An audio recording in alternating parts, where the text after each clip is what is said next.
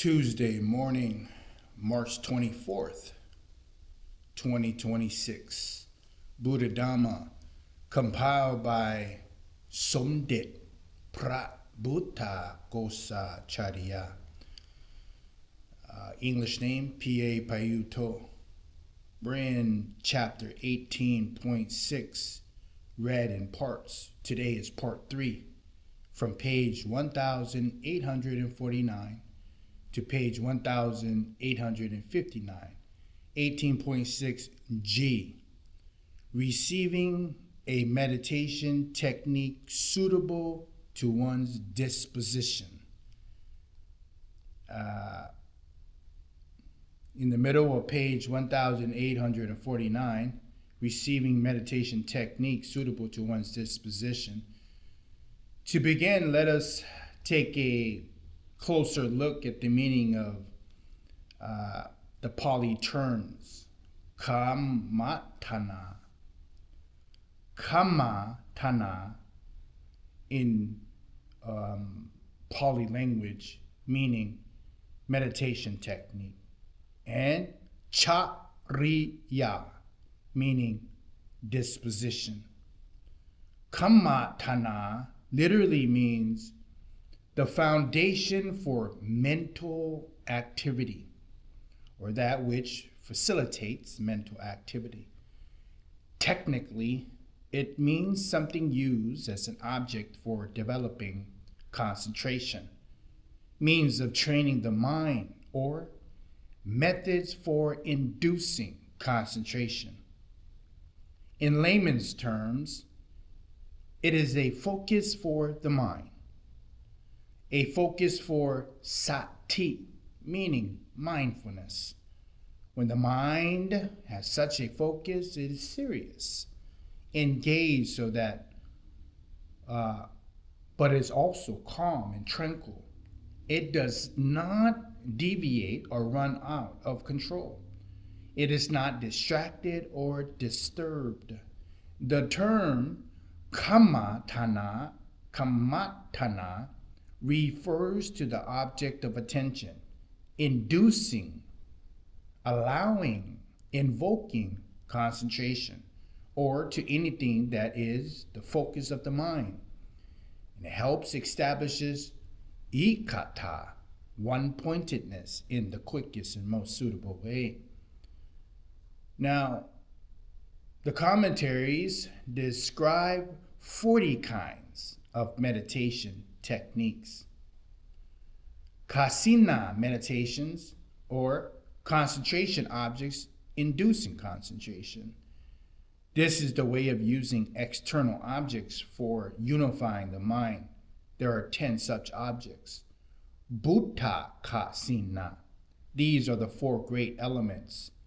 PART3, earth. Apo, water. Tejo, fire. And Vayo, air. Then we have Vanna kasina. These are the 4 colors.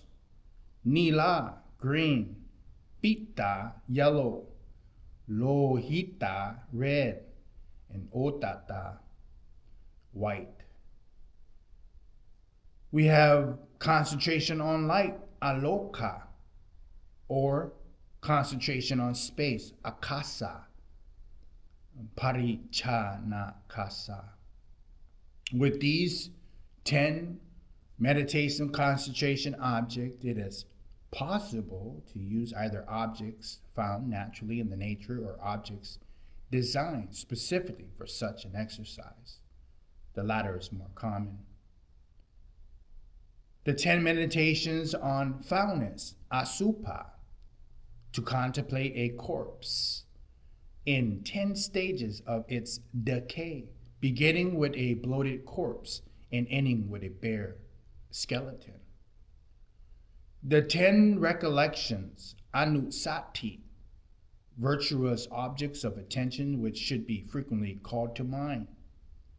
We have Buddha nusati, recollections of Gautama's Buddhas and Gautama's Buddha's virtues. Dhamma anusati, recollections of righteousness of Dharma and the righteousness of Dharma's virtues. Then we have the Sangha Nusati, recollections of the Bhikkhu Sangha and the Bhikkhu Sangha's virtues.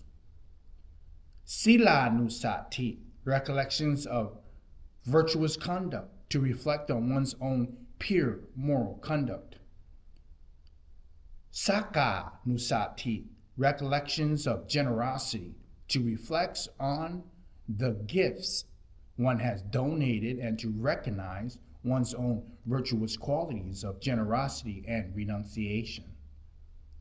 Deva Nusati, recollections of divinity to reflect on divine beings, Devatata, which one has encountered or about which one has heard and has to discern one's own inherent virtues which lead to a celestial rebirth.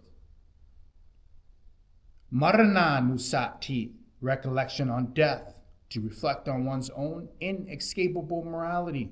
Such reflection gives rise to apamado, heedfulness.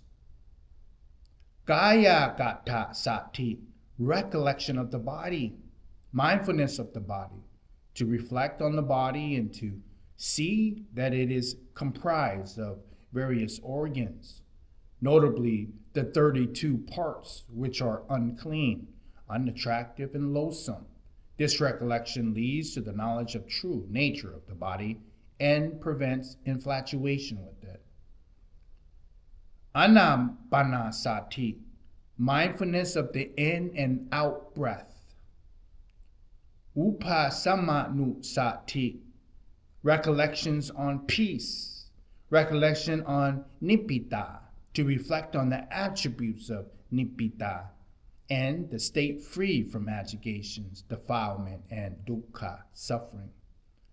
Atpamana, the four unbounded states of mind, the qualities to be radiated towards all beings without exception, in the unlimited, immeasurable way.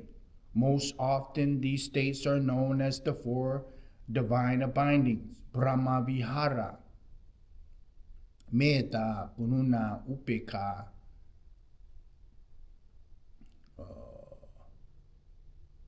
the excellent abiding, pure abidings, qualities of a person with expansive, noble mind.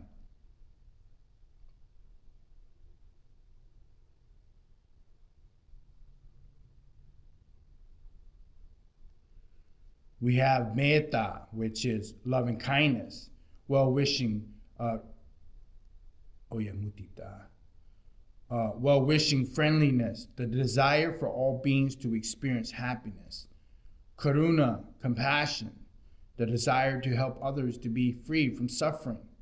Mudita, sympathetic joy, a matching joy and delight, which when other people is well and happy, prosperous and successful. And upeka, equanimity, to make one's mind steady, calm, and unbiased, like a set of scales to discern how all people receive good and bad results according to the relevant causes and conditions, not to be prejudiced by likes and dislikes. Aharipa tikura sanya, perception on loathliness of food. Saku datu vatatana, analysis of the four elements to discern one's own body and as consisting solely of the four main elements of earth, water, fire, and air.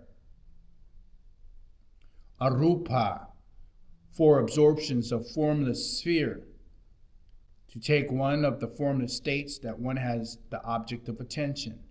This meditation is only possible when someone who practices one of the 9 akasina meditation and who has achieved the 4th jhana.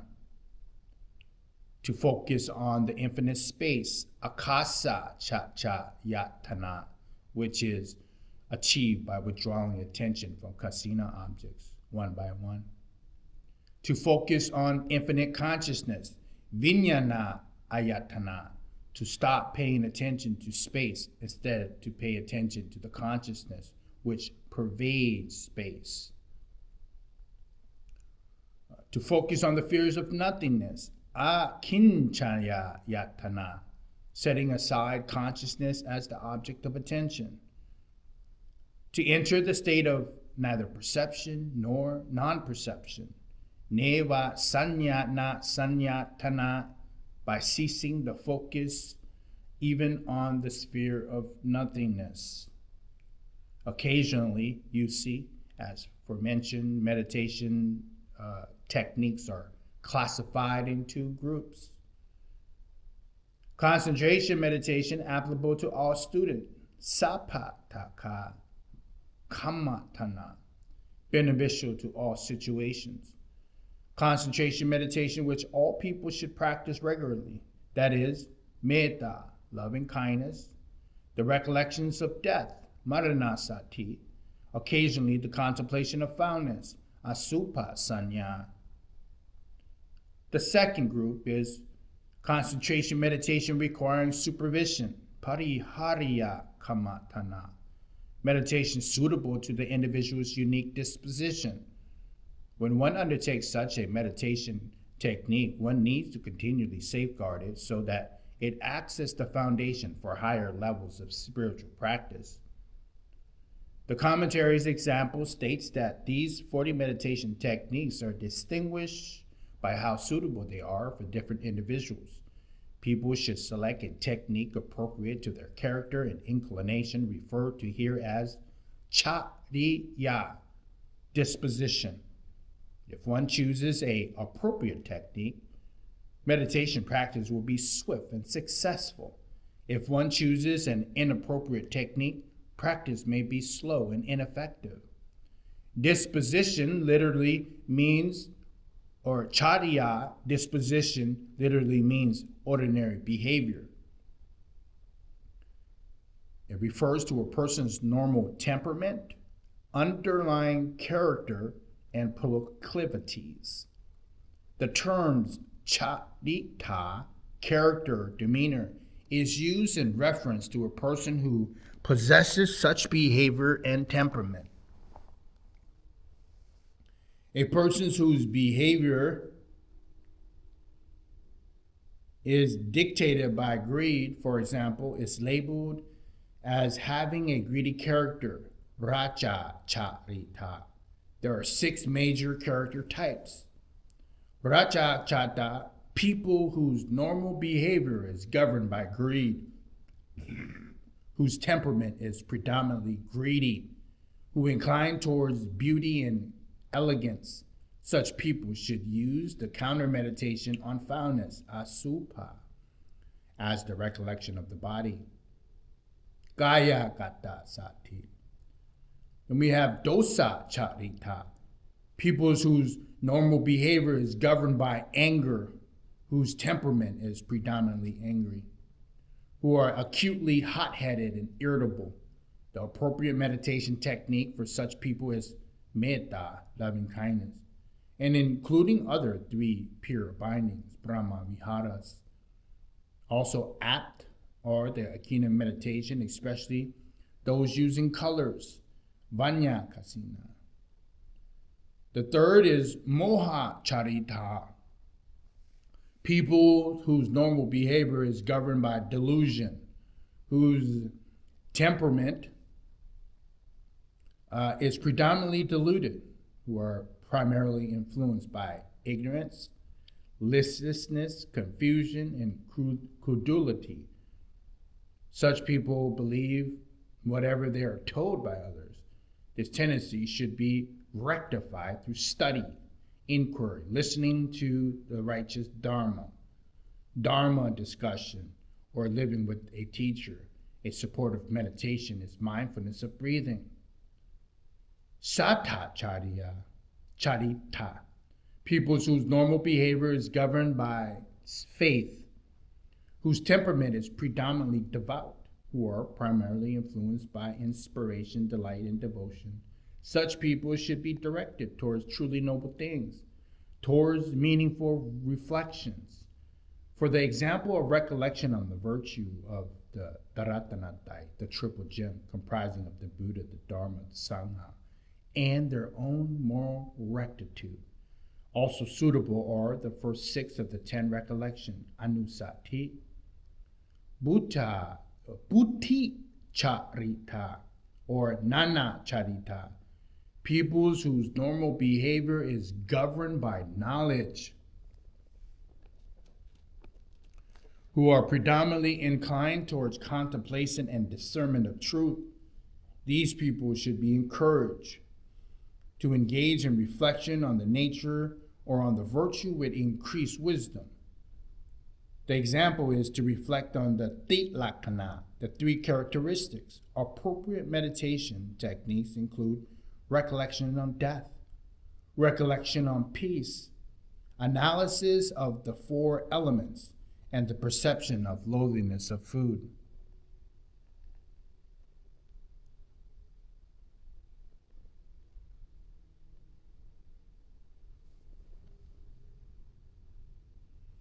Vitaka Charita, people whose normal behavior is governed by thinking, who are predominantly inclined towards convoluted thinking and incoherent reasoning. This should be rectified by using methods, mindfulness of breathing, or Katsina meditation, which restrain this tendency. The behavior of these different character types differs. When those of greedy character encounter something, their mind seizes onto it as good or animal qualities.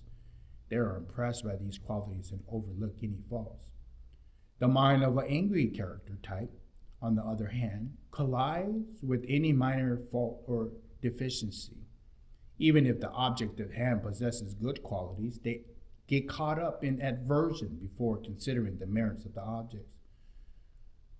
Those whose character is governed by contemplation are similar to angry character types insofar as they tend not to become infatuated with anything. Contemplative types look for faults that exist but are able to dismiss them. Angry character types, however, look for faults or discredit an object, even if these faults are non-existent, and turn away from the objects with aversion. Those that are deluded in character see things that lack clarity and tend towards apathy instead of understanding things for themselves. They follow the opinions of others. Those governed by thinking reflect on desultory ways. They first think of merits of something, then they think of the faults, but are confused and indecisive, not knowing which way to go. Those who were devout character are similar to a greedy character insofar as they tend to see the merits of an object. But having recognized these merits, they rejoice in them rather than becoming infatuated like a greedy person. In any case, people tend to possess mixture of these character types. For example, greed mixed with excessive thinking or anger mixed with a contemplative streak. Besides choosing a meditation object that's appropriate to one's character and disposition, the Dipitaka also encourage people to choose suitable and supportive conditions, sapaya, in regards to other things, like the dwelling they're in, the climate, the food, personal belongings, and resort. Besides the factors of suitability in relation to various character types, the 40 meditation techniques also differ in regard to results. They lead to different levels of concentration. In regard to taking up the meditation practice, the commentary suggests following formal procedures. After the student approaches the teacher or virtuous friend, the student should make a declaration dedicating to Gautama Buddha in the manner, "Blessed One, I relinquish myself to you," or he surrenders himself to the teacher. "Venerable Sir, I relinquish myself to you." This surrender is a way of generating a sense of sincerity and determination in practice. It dispels anxiety, creates a feeling of warmth between teacher and pupil, and allows the teacher to assist in the best way possible. The students should establish the qualities of non-greed, non-hatred, and non-delusion, renunciation, desire for solitude, desire for liberation in the mind, as well as aspiring to concentration and to nibbida. At this point, he should ask for a meditation technique. If the teacher possesses the ability to read minds, he should use this power to determine the student's disposition. If he does not have the ability, he should make inquiries. What sort of character are you? What are your predominant traits, emotions, and thought patterns? What sort of contemplations make you feel at ease? What meditation techniques do you incline towards? The teacher then selects a meditation suitable to the student's disposition, explains how to begin meditation, how to sustain the focus, and how to develop meditation, explain the nature of mental signs, the various stages of concentration, and the ways to protect and power the concentration. Now, here is the end of chapter 18.6, or the end of 18.6G, part 3. But before we go, we're going to read the footnote on 5 links of meditation and the section on the development of mindfulness of breathing. The commentaries mention 5 links of meditation. 5 factors or divisions of meditation that should be studied. Ukaha, the study of systematic or scriptural principles of meditation. Paripacha, to make comprehensive inquiries about the purpose of attention and to clear any unresolved doubts. Upatana, to study how mental signs appear in concentration meditation. Apana, to study how meditation leads to the unification of the mind as found in the states of absorption, jhana. Lakkhana, to discern the nature of meditation, to know the attributes of specific kind of meditation, and to know how to bring this about to completion.